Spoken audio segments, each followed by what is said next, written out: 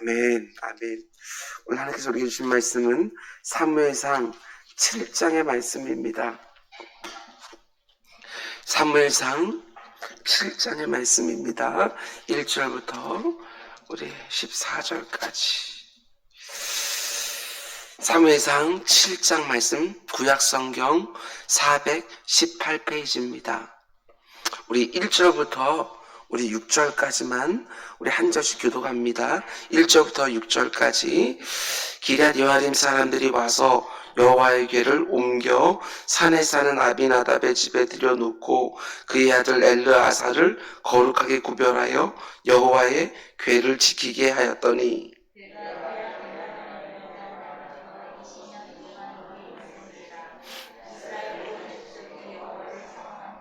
사무엘이 이스라엘 온 족속에게 말하 이르되 만일 너희가 전심으로 여호와께 돌아오려거든 이방 신들과 아르사를 너희 중에서 제거하고 너희 마음을 여호와께로 향하여 그만 섬기라. 그리하면 너희를 블레 사람의 손에서 건져 내시리라.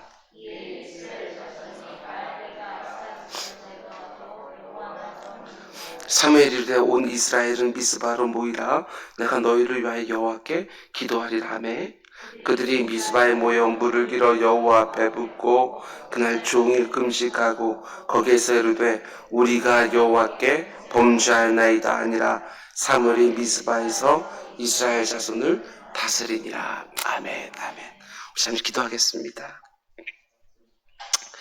사랑의 주님, 이스라엘 백성들이 어려울 때에 사무엘 선지자를 중심으로 미스바에 모여 전심으로 회개하고 하나님 앞에 간구했습니다.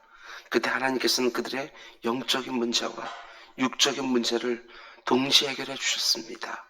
내 주 아버지 하나님, 이곳이 새벽마다 미스바가 될 수 있도록 주님 인도하여 주옵소서.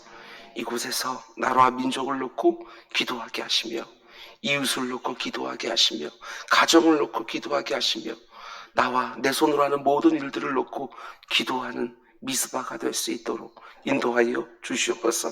그리고 이곳에서 하나님의 역사를 보는 새벽 기도자들 다 되게 하여 주옵소서. 오늘도 하나님 말씀 드리려 합니다. 주님 말씀하여 주옵소서. 예수님의 이름으로 기도드렸습니다. 아멘. 지난번에 잘 주무셨습니까? 오늘도 좋은 날인 줄 믿습니다. 아멘. 그 외의 선지자들 새벽 강의 세 번째 시간입니다. 오늘 말씀의 제목은 내 인생을 조망하게 하는 미스바라는 제목으로 말씀 전하도록 하겠습니다. 바라볼 조, 바랄망 해서 조망, 멀리까지 내다보게 하는 미스바, 이런 제목으로 말씀 전하겠습니다. 올해 새벽에는 사무엘이 선지자로 섬기는 가운데 가장 도드라지는 업적 중에 하나인 우리에게 미스바 대부흥 사건으로 알려진 영적 대각성 운동에 대해서 함께 생각해 보려고 합니다. 미스바 대부흥 사건이 일어난 시대적인 배경은 다음과 같습니다. 1절과 2절 말씀 보면 기럇 여아림 사람들이 와서 여호와의 궤를 옮겨 산에 사는 아비나답의 집에 들여놓고 그의 아들 엘르아사를 거룩하게 구별하여 여호와의 궤를 지키게 하였더니 궤가 기럇 여아림에 들어간 날부터 20년 동안 오래 있은지라 이스라엘 온 족속이 여호와를 사모하니라. 제가 미가서 강의할 때 자세히 말씀드렸지만 이스라엘 백성들이 블레셋 군대와 전쟁을 벌이다가 여호와의 궤를 빼앗겼습니다. 하나님의 임재를 상징하는 법궤를 빼앗겼습니다. 그들이 법궤를 부적처럼 사용했기 때문에 그렇습니다. 그래서 여호와의 궤가 블레셋 땅에 머무는데 하나님께서 그 땅에 재앙을 내리시지요. 그러자 블레셋 사람들이 여호와의 궤를 도저히 감당하지 못해서 이스라엘 땅으로 다시 되돌려 보낸 것입니다. 근데 그 궤가 원래 있던 자리로 돌아가지 않고 기럇 여아림이라는 곳에서 무려 20년 동안이나 있었습니다. 여호와의 궤가 원래 있어야 될 곳에 있지 않음에도 불구하고 이스라엘 백성들은 그것을 이상히 여기지 아니하고 그냥 방치해 두었습니다. 하나님을 잊은 것이지요. 20년이 지난 다음 이스라엘 백성들이 어떻게 했다고 말합니까? 2절 이스라엘 온 족속이 여호와를 사모하니라. 참 귀한 일입니다. 틈만 나면 우상 숭배를 일삼던 이스라엘 백성들이 하나님을 사모하기 시작했다. 비록 늦은 감은 있지만 20년 동안이나 잊고 있었던 하나님을 이스라엘 백성들이 드디어 그리워하기 시작했다. 우리도 그렇지 않습니까? 하나님을 멀리 떠나서 살다 보면 갑자기 예배가 그리워질 때가 있습니다. 갑자기 하나님에 대한 생각이 들 때도 있습니다. 마찬가지로 이스라엘 백성들이 하나님을 사모하기 시작합니다. 늦었지만 너무나 다행이고 분명히 귀한 일입니다. 그런데 곧바로 이어지는 3절 말씀 보면 사무엘이 놀라운 말을 합니다. 사무엘이 이스라엘 온 족속에게 말하여 이르되 만일 너희가 전심으로 여호와께 돌아오려거든 어떻게 하라고 말합니까? 이방신들과 아스타롯을 너희 중에서 제거하고 너희 마음을 여호와께로 향하여 그만 섬기라. 그리하면 너희를 블레셋 사람의 손에서 건져내시리라. 이스라엘 백성들이 하나님을 그리워하고 하나님을 사모하게 된 것은 너무나도 다행이고 너무나 귀한 일이지만 사무엘 선지자가 뭐라고 말합니까? 그것 가지고는 안 된다는 것입니다. 하나님을 사랑하고 그리워하고 그것 가지고는 안 된다고, 부족하다고, 더 필요한 것이 있다고 말을 합니다. 무려 20년 만에 하나님을 생각하고 하나님을 사모하고 그리워하면서 하나님께 다시 돌아가려고 하는데 두 가지가 필요하다고 말하죠. 첫 번째로 너희 중에 있는 우상을 먼저 점거해라. 두 번째로 너희 마음을 온전히 하나님께 향해서 오직 하나님만 섬겨야 된다. 그저 마음속 하나님을 사모하고 그리워하는 것은 부족하다는 것입니다. 하나님께 돌아오려면 반드시 이 두 가지를 해야 된다고 말하는 것이지요. 이 부분에 저는 두 가지를 묵상할 수 있었습니다. 먼저 한 가지는 하나님께서 우리에게 요구하시는 것은 내 마음 100% 전부이구나. 이것을 생각할 수 있었습니다. 100% 배타적 사랑을 요구하시는 하나님. 두 마음을 가지고 하나님 앞에 나오면 절대로 안 된다고 말씀하는 것이지요. 하나님과 우상, 하나님과 세상, 이 두 가지 마음을 그대로 가지고 하나님께 돌아오는 건 이제 안 된다고 하나님께 사무엘 선지자를 통해서 말씀하시는 것입니다. 이런 생각이 우린 너무 당연해서 그냥 받아들이지만 이런 생각이 들 때가 있습니다. 하나님은 왜 나만 섬기라고 말씀하시는가? 이것도 섬기고 저것도 섬기지만 하나님을 더 많이 사랑하면 안 되는 것인가? 왜 하나님만 100% 사랑하고 섬겨야 된다고 말씀하시는가? 다른 거 아닙니다.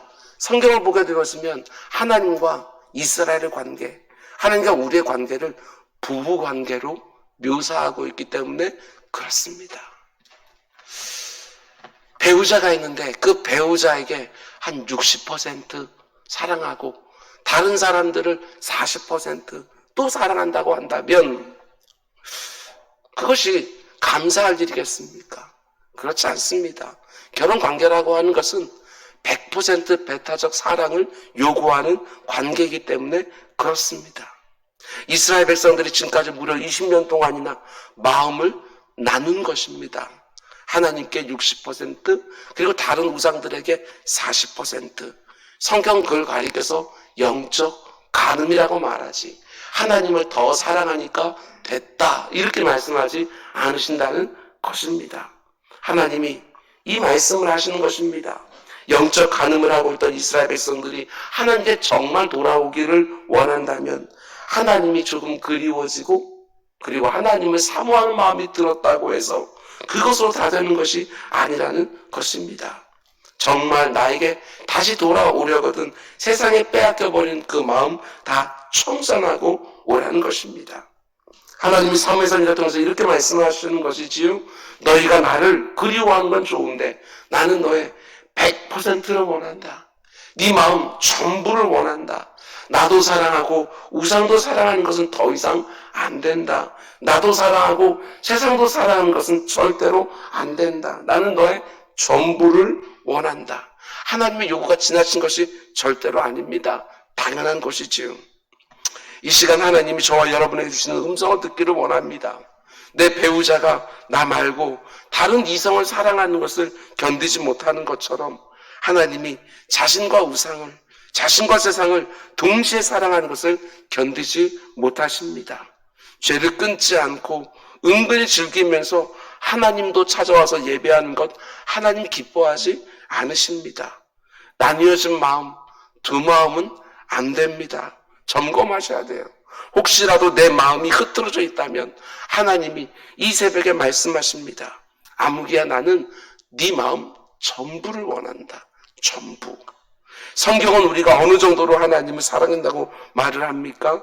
마음을 다하고, 뜻, 의지를 다하고, 힘을 다해서 주 너의 하나님을 사랑하라고 말합니다.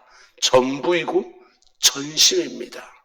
언제나 우리들의 마음이 하나님의 1번이 되기를 주님의 이름으로 축원을 드립니다. 그런가 하면 두 번째로 우상을 제거하고 오직 나만 섬기라는 말씀은 우리에게 회개가 무엇인지를 가르쳐주는 말씀입니다. 이스라엘 백성들이 마음으로는 이미 하나님께 향했습니다. 마음으로는 이미 하나님께로 돌이킨 것이요.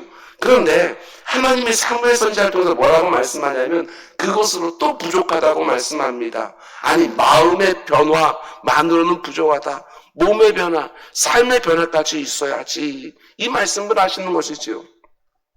마음만으로 나를 사모하면 뭐하냐? 너희 중에 우상이 그대로 있는데 너희 중에는 모든 우상을 다 제거하고 내게로 돌아와라. 마음의 돌이킴도 중요하지만 몸의 돌이킴, 삶의 돌이킴이 반드시 뒤따라와야 된다. 이렇게 말씀하시는 것이지요.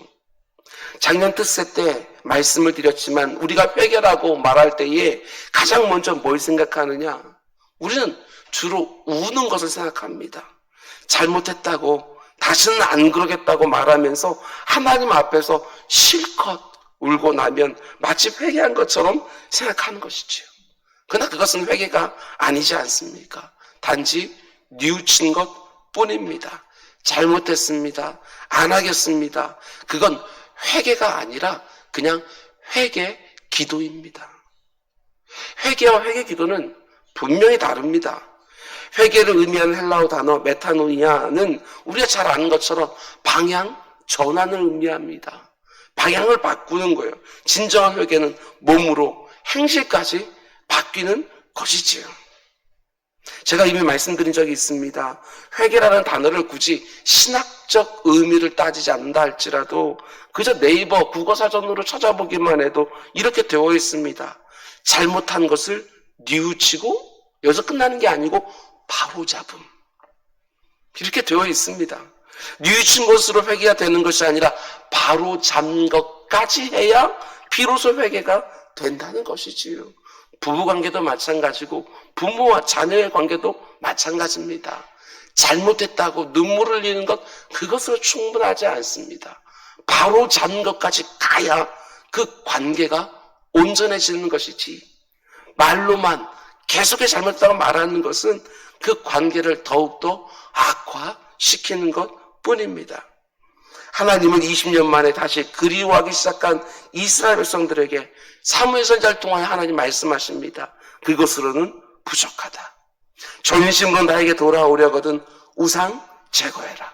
오직 나만 섬기겠다고 결단하고 내 앞에 나와라. 잘못되어 있는 것을 바로 잡으라는 것입니다. 회개 기도는 부족합니다. 회개, 잘못된 것을 뉘우치고 바로잡는 자리까지 나아가야지요. 마음의 돌이킴에서 몸의 돌이킴, 삶의 돌이킴이 임해야 거기서 진정한 부흥이 시작되는 것입니다. 우리가 이렇게 매일매일 드리는 새벽 예배가 전날에 흐트러졌던 것들을 늘 바로잡는 시간이 될 수 있기를 주님의 이름으로 축원을 드립니다. 뿐만 아니라 하나님이 이스라엘 백성들에게 우상을 제거로 말씀하는데 우상이 무엇이지요? 제가 여러 번 말씀드렸습니다. 눈에 보이는 어떤 형상 이런 것들이 아니라 내가 하나님보다 더 중요하게 생각하는 모든 것들이 다 우상입니다. 출애굽기 20장 3절에서 하나님 이렇게 말씀하시지요. 너는 나 외에 다른 신을 네게 두지 마라. 히브리어 원어 성경에 그 뜻을 정확하게 번역을 하면 나 외가 아니라 내 앞에 하나님 이렇게 말씀하시는 거예요. 내 앞에다가 아무것도 두지 마라.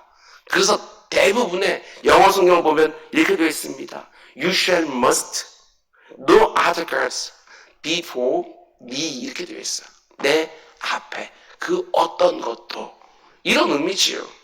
뭐가 우선입니까? 하나님보다 앞선 것, 하나님보다 먼저인 것, 먼저 찾는 것, 먼저 의지하는 것, 이 모든 것들이 다 우상이라고 말하는 것이지요. 내 삶에 문제가 생겼을 때 돈을 먼저 찾으면 돈이 하나님 앞에 있는 우상이 되어지는 것이고, 내게 문제가 생겼는데 어떤 사람을 먼저 찾으면 하나님보다 앞서 찾은 그 사람이 내게는 하나님이 되는 거죠. 하나님이 그걸 싫어하신다는 겁니다. 하나님보다 더 의지하는 것, 하나님보다 더 사랑하는 것, 하나님보다 먼저 찾는 것, 하나님이 어떻게 생각하실까 이것보다 먼저 고려하는 것.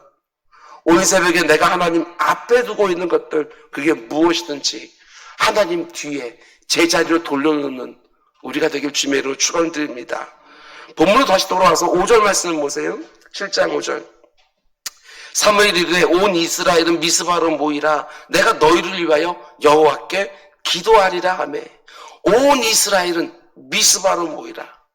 사무엘 선지자가 하나님께 돌아가기 위해서 어떻게 해야 되는지 두 가지를 먼저 말한 다음에 온 이스라엘 백성들을 미스바라는 곳으로 다 초청을 합니다. 그리고 그 미스바에서 영적 대각성이 일어나지요. 왜 이 자리일까? 왜 미스바로 초대하고 미스바에서 이런 놀라운 역사가 벌어졌는가? 우리도 마찬가지 아닙니까? 나라와 민족이 어려움 당했을 때 목회자들이 꼭 그런 타이틀에 갖다 붙이지요. 미스바 구국대성회. 왜 미스바일까? 여러분, 우리가 생각하는 것보다 성경은 지명, 의미에 강조를 많이 둡니다. 사무엘이 다른 곳이 아니라 굳이 미스바로 초청한 이유가 뭐냐? 미스바라는 지명의 이름의 뜻이 망대이기 때문에 그렇습니다. 망대. 망대는 어떤 곳이죠? 높은 곳이에요. 그래서 멀리까지 내다볼 수 있는 곳, 조망할 수 있는 곳, 그것이 바로 망대죠. 망대. 여기에 의미가 있습니다. 우리가 언제 진정한 회개를 할 수 있느냐? 내 인생을 코앞에만 보고 있으면 진정한 회개를 하기 힘듭니다. 그런데 멀리까지 내 인생을 조망해보게 되었으면 두렵고 떨리는 마음이 들지요. 두렵고 떨리는 마음. 현실의 삶에 매몰되어 있을 때는 내가 뭘 잘했는지 못했는지, 이대로 살아도 되는지, 아니면 방향을 바꿔야 되는지, 이런 걸 제대로 보이질 않아요. 그래서 온전한 회개가 안 되지요. 설교를 준비하면서 이런 묵상을 했습니다. 하나님이 오늘 이 새벽에도 우리를 미스바로 초청하시는구나. 매일매일 분주하게 사느라고 도무지 삶을 조망, 멀리까지 내다보지 못하는 우리를 이곳으로 불러서 좀 멀리까지 내다보게 하시는 것이지요. 우리의 인생이라는 것, 지금 바쁘고 분주하지만 좀 멀리까지 좀 내다보시기 바랍니다. 야고보 4장 14절 말씀 보면 우리의 인생 저 멀리에 뭐가 있느냐 이렇게 말합니다. 내일 일을 너희가 알지 못하는도다. 너희 생명이 무엇이냐? 너희는 잠깐 보이다가 없어지는 안개니라. 내 인생을 멀리까지 내다보면 열심히 사는 것 같지만 어느 순간 보게 되었으면 안개처럼 훅 하고 사라져버리는 거. 이게 바로 내 인생이라는 거예요. 거기까지 좀 내다보라는 것이지요. 그런데 그냥 안개처럼 사라지고 끝나는 게 아니지요. 히브리서 9장 27절. 한 번 죽는 것은 사람에게 정해진 것이요 그 외에는 심판이 있으리라. 안개처럼 훅 하고 사라졌는데 내 인생은 멀리까지 조망해보게 되었으면 죽음만 보이는 것이 아니라 그 후에 있을 심판까지도 보이는 것이지요. 거기까지 내다보면 다르게 삽니다. 내 인생을 좀 멀리까지 내다보면 지금 중요하다고 생각했던 것들이 그렇게 중요하지 않은 것들 너무너무 많은 것이고, 지금은 가볍게 뒤로 밀어놓았던 것들이 내 인생 가운데 너무너무 소중한 것들도 부지기수로 튀어나오게 되어집니다. 멀리까지 조망하면 다르게 살게 되어 있는 거예요. 터키에 가면 그 앞을 지나는 사람마다 걸음을 멈추고 잠시 생각하게 하는 묘비가 있다고 하는데 이렇게 써 있다고 합니다. 참 의미심장해요. 나 어제 너와 같았으나 너 내일 나와 같으리라. 나 어제 너와 같았으나 너 내일 나와 같으리라. 이게 묘비에 써 있어요. 사람들이 이 묘비 앞을 쉽게 지나가지 못합니다. 비문이 말하지요. 나도 어제 너처럼 그 앞에 서 있었는데 너 역시 내일이면 나처럼 여기 눕게 되리라. 한 번 사는 인생입니다. 그것도 잠깐 사는 인생이지요. 그런데 그 이후에 심판이 있다고 분명히 말해줍니다. 멀리까지 내다보면서 오늘을 살라는 것입니다. 성경에서 여호수아라는 인물이 참 독특합니다. 여호수아는 여러 면에서 뭔가를 멈춘 사람입니다. 요단강을 멈추게 했지요. 전쟁을 한참 벌일 때는 해도 멈추게 했습니다. 그런데 요단강을 멈추고 해도 멈추게 한 여호수아가 멈추지 못한 게 무엇입니까? 세월입니다. 그 역시도 죽음을 맞았고 그 역시도 하나님의 심판대 앞에 섰겠지요. 우리 역시 너무나 바쁘고 분주하게 하루하루 살아갔지만 미스바라는 망대에 올라가서 내 인생을 멀리까지 내다보며 조망하는 시간이 반드시 있어야 합니다. 그래야 하루하루를 어떻게 살아야 되는지가 보이는 것이지요. 지금 우리 앞에 있는 코로나19만 바라보지 마시기 바랍니다. 그럼 위축되지요. 눌립니다. 미스바에 올라서 멀리까지 조망하시기 바랍니다. 죽음도 보고 심판도 보고 그럼 정말 5만 가지가 달라지게 되어 있습니다. 전도서 11장 9절 말씀 한번 찾아볼까요? 굉장히 중요한 말씀입니다. 설교를 준비하면서 참 많은 은혜가 있었습니다. 전도서 11장 9절.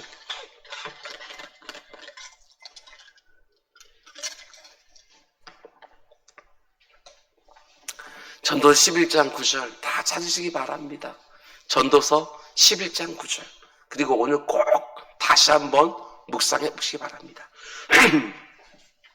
청년이여 내 어린 때를 즐거워하며 내 청년의 날들을 마음에 기뻐하여 마음에 원하는 길들과 내 눈이 보는 대로 행하라.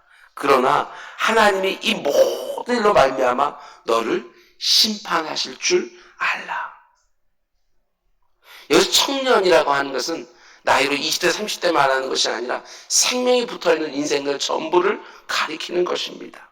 마음에 원하는 길로 걸어가고 네 눈에 보기 좋은 대로 행하라는 거예요. 그런데 그때 잊지 말라는 거. 그게 무엇입니까? 내가 걸어간 길, 내가 행한 일을 하나님이 심판하시는 순간이 있다는 것을 기억하고 그 길 가고 그 일 행해라. 참 귀한 말씀이에요. 오늘 하루 모든 것이 가합니다. 예수 그리스도 안에서 자유하는 우리에게 모든 것이 다 가합니다. 사도 바울은 말하지요. 그러나 모든 것이 다 덕이 되는 것은 아니다. 우리가 무엇을 하든지 간에 내가 행한 일들과 내가 걸어간 길에 대하여 하나님 앞에 심판받을 거라는 걸 염두에 두고 뭔가를 하라는 거예요. 참 귀한 말입니다. 우리가 이 짧은 인생을 사는 목적은 무엇입니까? 에베소 2장 10절은 이렇게 말합니다. 우리는 그가 만드신 바라 그리스도 예수 안에서 선한 일을 위하여 지으심을 받은 자니 이 일은 하나님이 전에 예비하사 우리도 그 가운데 행하게 하려 하십니다. 짧은 인생 살아가는데 하나님께 지음받아서 이 땅에서 선한 일, 하나님의 일을 하다가 하나님 앞에 서는 것입니다. 그 일을 잘 감당하고 하나님 앞에 서면 잘할도다 충성된 종하고 칭찬을 받는 것이지요. 내 인생 전부가 그분 앞에서 평가를 받습니다. 착하고 충성된 종아, 이제 나와 함께 먹고 마시자. 악하고 게으른 종아, 네가 지옥불에서 영원토록 이를 감이 있으리라. 둘 중에 어떤 것이 될 것인가? 말씀했습니다. 사무엘이 이스라엘 백성들을 미스바로 초청했습니다. 망대로 초청했어요. 그리고 그들이 살고 있는 인생을 멀리까지 내다보게 조망하게 한 것입니다. 지금 사는 것처럼 계속해서 살아도 되는 것인지 아니면 지금이라도 바꿔야 되는지 말씀을 듣는 시간이 바로 미스바로 초청을 받는 시간입니다. 내 인생을 조망할 수 있는 시간이에요. 오늘 기도하면서 내 코앞에 있는 문제를 놓고 당연히 기도했지만 그 기도 다 한 이후에 좀 내다보시면서 먼저 뭘 좀 내다보시면서 그 가운데 속에 하나님이 정말 내게 원하시는 것들이 무엇인가, 이런 고민도 하나님 앞에 내어드리면서 기도할 수 있기를 원합니다. 늘 하나님이 원하는 삶을 살다가 이 짧은 인생이 끝나고 하나님 심판대 앞에 섰을 때 착하고 충성된 종이라고 하는 우리 주님의 칭찬과 영원한 복락을 함께 누리는 후회 없는 하루하루가 계속되어지기를 주님의 이름으로 축원드립니다. 기도하겠습니다. 사랑의 주님, 우리 너무 낮은 곳에서 땅만 바라보고 살아갑니다. 주님, 하나님을 의식하고 아버지 위를 바라보며 멀리까지 조망하며 살아가는 우리 모두가 될 수 있도록 인도하여 주옵소서. 눈앞에 있는 것들 가지고 일희일비하지 않게 하여 주시고 멀리 보면서 담담하고 묵직하고 마음 가운데 여유 있게 하루하루 그냥 충성스럽게 감사하며 살아가는 우리 모두가 되게 하여 주옵소서. 오늘도 하나님의 심판대 앞에 섰을 때 칭찬받을 것들을 더욱 쌓아가는 한 날이 되기를 원하오며 이 모든 말씀 예수님의 이름으로 기도드렸습니다. 아멘.